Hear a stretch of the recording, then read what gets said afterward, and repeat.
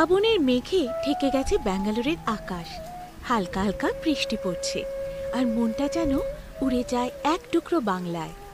মার হাতে বানানো ইলিশ ভাজা, পাট পাতায় মোড়ানো ভেটকি পাতুরি, বা শীতের সকালে বাজার থেকে তুলে আনা গন্ধরাজ লেবু, মানকচু, লতি, চন্দ্রমুখী, আলু, এই সব কিছু কি আপনি মিস করছেন?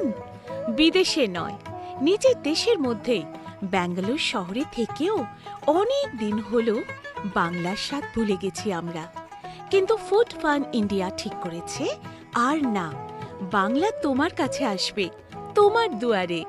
কলকাতার টাটকা ইলিশ, পার্শে, গলদা চিংড়ি, ট্যাংরা, আরও আছে বাঙালির প্রিয় শাকসবজি, কুলেখাড়া, কলমি, লাউ শাক, বকফুল।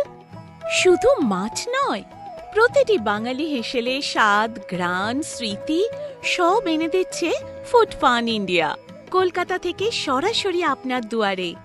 আমরা জানি আপনি সেই মানুষ যিনি মাকে ফোন করে বলেন, এখানে ইলিশ পাই না মা, আমি ইলিশ মাছের স্বাদটাই ভুলে গেছি।